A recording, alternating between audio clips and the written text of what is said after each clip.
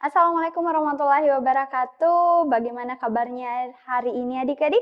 Semoga kalian senantiasa sehat dimanapun berada. Balik lagi bareng kakak Kak Atika dalam program Smart School Generasi Smart Berkarakter Cerdas Ki.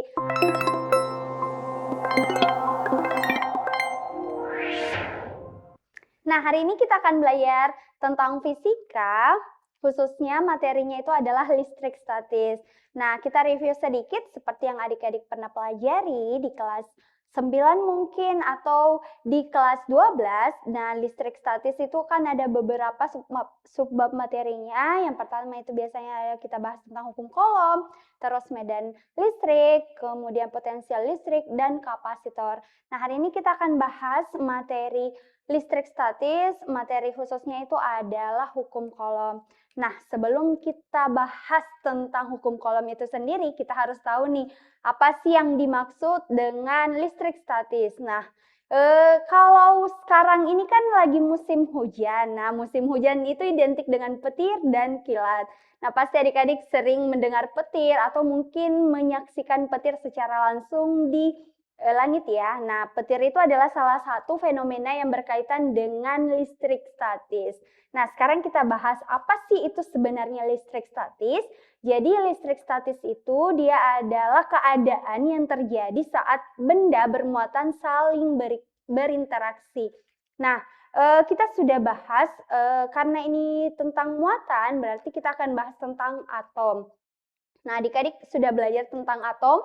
Atom itu kan secara spesifiknya itu ada 3 ya bagiannya, ada proton, neutron, dan elektron. Proton itu yang bermuatan positif, terus ada elektron yang bermuatan negatif, dan ada neutron yang netral.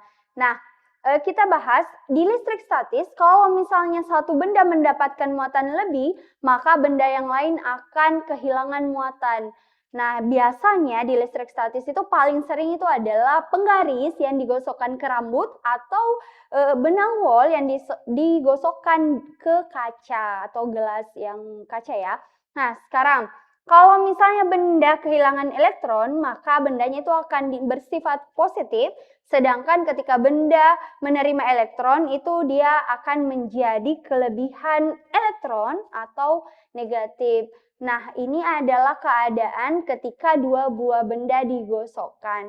Selanjutnya, kita akan bahas tentang muatan listrik. Seperti yang saya bilang tadi, bahwa muatan listrik itu bahas tentang atom, dan atom itu ada beberapa bagiannya, kita bisa lihat. Nah, di sini adik-adik bisa lihat di gambar, atom itu dia kan ada yang berada di tengah ya. Yang berada di tengah itu, yang warna biru ini itu dia bersifat netral. Maksudnya apa? Berarti dia jumlah elektron dan protonnya itu sama. Nah, biasanya kalau dia muatannya bersifat netral itu dinamakan neutron. Kemudian ada yang bermuatan positif. Nah, kalau misalnya bendanya bermuatan positif atau dia adalah proton, kalau benda bermuatan positif berarti nilai neutronnya itu jauh lebih banyak dibanding dengan elektronnya, protonnya jauh lebih banyak dibanding dengan elektron. Atau yang nilai plusnya itu jauh lebih banyak dibanding elektronnya atau negatifnya. Kemudian yang ketiga ada yang negatif. Nah, kapan sesuatu benda bermuatan negatif? Kalau misalnya elektronnya itu jauh lebih banyak dibanding dengan protonnya atau muatan positifnya. Tapi sesungguhnya benda itu sebenarnya dia kebanyakan dan kita lihat kenapa benda atau misalnya penggaris ini atau pensil ini tidak menghantarkan listrik, karena itu tadi dia bermuatan netral atau bendanya dikatakan netral, di mana jumlah elektron dan protonnya itu sama. Oke, selanjutnya kita bahas. Nah, ini yang tadi saya bilang untuk sebab di materi listrik statis itu kita bahas tentang gaya Coulomb.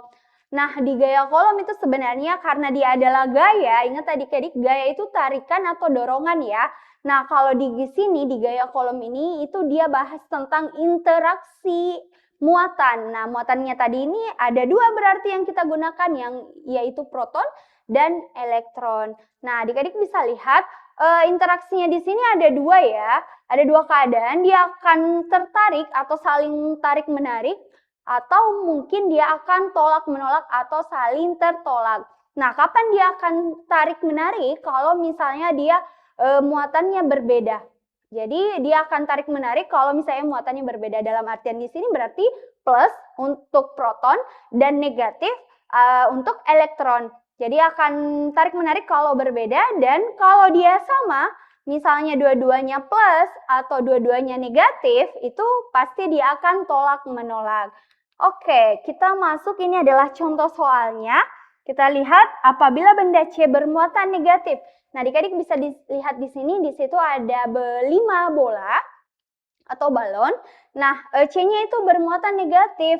Jadi, kita bisa tentukan untuk A, B, D, dan E-nya. Nah, ingat tadi kalau misalnya dia tarik-menarik, maka muatannya pasti dia berbeda.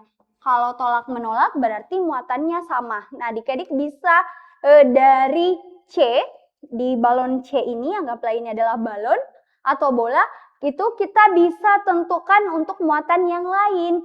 Nah, perhatikan, C dan B itu saling tolak-menolak. Kenapa bisa kita tahu dia saling tolak-menolak? Karena saling menjauhi.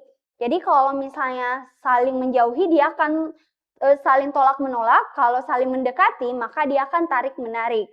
Nah, B dan C ini dia kan saling menolak ya, berarti pasti akan sama muatannya.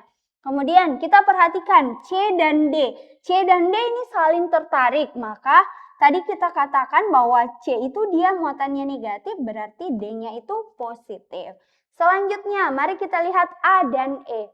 A dan B itu saling tarik-menarik, makanya muatannya pasti akan berbeda. Kalau B negatif supaya tertarik, berarti A-nya harus positif. Terus yang terakhir, D dan E. Nah, D dan E itu saling menjauhi. Dia jaraknya lumayan jauh ya, berarti kita anggap dia saling menjauhi. Nah, kalau dia saling menjauhi berarti pasti akan tolak-menolak. Nah, kalau tolak-menolak berarti muatannya sama. Berarti ini adalah plus. Nah, adik-adik dari sini kalian bisa lihat bahwa oh ternyata kita bisa simpulkan bahwa muatannya A itu adalah positif, B itu negatif, C negatif, D positif, dan E positif. Dari sifat yang tadi, ada gaya tarik-menarik kalau misalnya berbeda muatannya, dan tolak-menolak kalau dia sama muatannya. Oke, sekarang kita masuk untuk sistematis hukum kolom. Tadi kan bahas tentang gaya kolom, sekarang kita bahas tentang hukum kolom. Nah, ini adalah bunyi hukum kolom. Jadi, besarnya gaya tarik-menarik atau tolak-menolak antara dua benda bermuatan listrik berbanding lurus dengan besar muatan masing-masing benda dan berbanding terbalik dengan kuadrat jarak antara kedua benda tersebut. Jadi, kalau misalnya ada dua buah benda atau lebih, kalau misalnya kita mau cari gaya kolomnya atau hukum kolomnya, adik-adik bisa pakai rumus yang ini. Ini ya, F sama dengan K-1 Q2 per R kuadrat. Nah, biasanya supaya kita gampang mengingat itu F itu K, Q, remuk-remuk. Di mana F itu adalah gaya kolom, ingat karena dia gaya berarti satuannya itu adalah Newton. Terus K itu adalah konstanta kolom. Nah, nilai konstanta kolom sebenarnya itu ada dua. Bisa menggunakan 8,89 kali 10 pangkat 9 Newton meter kuadrat per kolom kuadrat. Atau seperti yang di slide 9 kali 10 pangkat 9 Newton meter kuadrat per kolom kuadrat. Nah, kapan kita gunakan? Biasanya kalau tidak tertera spesifik di soal, itu kita menggunakan 9 kali 10 pangkat 9. Tapi kalau misalnya menggunakan 8,89 itu akan tersedia di soal untuk keterangan K-nya. Tapi lebih umumnya itu dia menggunakan 9 kali 10 pangkat 9 untuk konstanta kolom atau K-nya. Kemudian Q1 dan Q2 itu adalah muatan, berarti di sini antara positif atau negatif ya. Nah, satuan muatan itu adalah kolom dan R itu adalah jarak meter. Semuanya ini menggunakan satuan sistem internasional MKS. Jadi adik-adik kalau misalnya dapat satuan selain satuan ini berarti kita harus ubah dulu ke satuan MKS-nya biasanya. Nah, ini adalah rumus umumnya untuk gaya kolom. Sekali lagi, K, Q, remuk-remuk ya. Oke. Oke, nah sekarang biasanya di gaya kolom kalau misalnya hanya 2 buah muatan itu kan kita bisa pakai rumus ini langsung. F sama dengan K Q1 Q2 per R kuadrat. Nah bagaimana kalau misalnya dia berbeda atau lebih dari 2 muatannya? Sekarang ada 3 keadaan. Biasanya itu kita akan mencari yang namanya resultan gaya kolom. Nah ini ada 3 keadaan. Yang pertama, bagaimana kalau misalnya dia keadaannya gayanya segaris. Nah, misal kita mau cari gaya di kuis 1 ya. Jadi kita mau cari F di kuis 1. Nah, modelnya seperti apa? Kembali lagi adik-adik, kalian harus tahu bahwa oh ternyata untuk tahu arah gayanya, adik-adik itu harus lihat dia tarik-menarik atau tolak-menolak untuk tahu arah gayanya. Karena kenapa? Ingat, gaya itu termasuk besaran vektor. Besaran vektor berarti ada nilai dan harus juga kita perhatikan arahnya. Nah, plus negatifnya, kiri kanan arahnya berarti itu akan sangat berpengaruh. Nah, kalau seperti ini, misal kita mau cari F di kuis 1.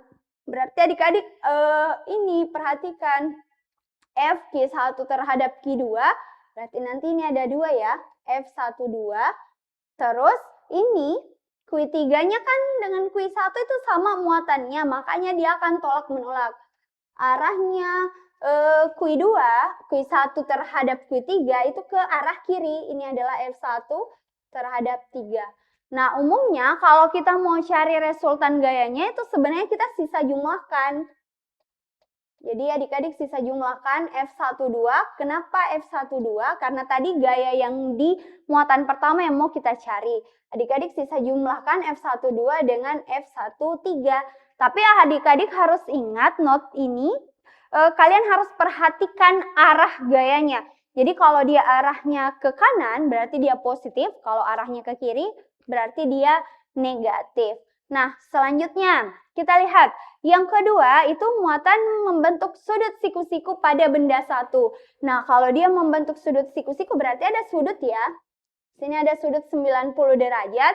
Cuman biasanya kalau kita mau cari resultan gayanya seperti ini, adik-adik sisa menggunakan rumus hukum Pitagoras. Nah, berarti F1-nya itu dia adalah akar F1 2 ditambah kuadrat ditambah dengan F1 3 kuadrat. Nah, balik lagi untuk cari F-nya berarti pakai rumus yang sebelumnya, yang kakiku remuk-remuk. Terus yang terakhir, muatan tidak membentuk sudut siku-siku. Nah, jadi kalau dia sudut siku-siku kan itu kita menggunakan rumus Pitagoras saja. Sebenarnya ada sudutnya, tapi kan sin 90 itu ada, cos 90 atau sin 90 itu kan kalau dia cos 90 berarti 0, kalau sin 90 berarti 1. Makanya lebih umum pakai ini, yang Pitagoras. Selanjutnya, bagaimana kalau modelnya dia tidak membentuk sudut siku-siku? Jadi dia membentuk sudut lancip. Caranya adalah biasanya kita buat pencerminan untuk masing-masing. Dan nanti di sini akan ada sudut yang terbentuk. Jadi resultan yang dicari itu adalah yang ini. Nah, biasanya modelnya itu adalah model jajar genjang. Kalau seperti ini berarti caranya untuk cari F-nya itu adalah akar F12 berpangkat 2 ditambah dengan F13 berpangkat 2 ditambah dengan 2 kali F12 dikali dengan F13 dikali dengan cos theta. Nah, biasanya ada sudut yang diketahui di mana sudutnya ini bukan lagi 90 derajat atau siku-siku. Jadi ini cara untuk mencari resultannya. Nanti untuk cari F-nya pakai rumus gaya kolom K Q1 Q2 per R kuadrat. Berarti kalau misalnya contoh F12 berarti yang digunakan Q-nya atau muatannya itu adalah Q1 dan Q2. Kalau F13 berarti Q yang digunakan itu adalah Q1 dan Q3. Oke, itu untuk konsep materi hukum kolom, resultan gayanya. Nah, ini adalah contoh soalnya. Tentukan gaya kolom yang dialami benda A yang bermuatan minus 5 mikrokolom jika terdapat benda B pada jarak 5 meter dengan muatan plus 8 mikrokolom. Nah, berarti kita tahu di sini, ini adalah minus 5. Jadi kalau saya gambar, di sini adalah minus 5 mikrokolom, terus ada B plus 8 mikrokolom. Nah, jaraknya itu adalah 5 meter. Ini adalah A, ini adalah B. Nah, kalau kita sistematis seperti biasanya fisika, berarti kita bisa tulis ya, diketahui Q1-nya itu adalah minus 5 mikrokolom, atau 5 kali 10 pangkat minus 6 kolom, minus ya. Terus Q2-nya itu adalah 8 mikrokolom, atau 8 kali 10 pangkat minus 6 kolom. Terus perhatikan tadi saya bilang K itu kalau misalnya tidak disediakan di soal, berarti kita anggap K-nya itu adalah 9 kali 10 pangkat 9 Newton meter kuadrat per kolom kuadrat. Terus R-nya itu adalah 5 meter. Nah, yang ditanyakan adalah gayanya.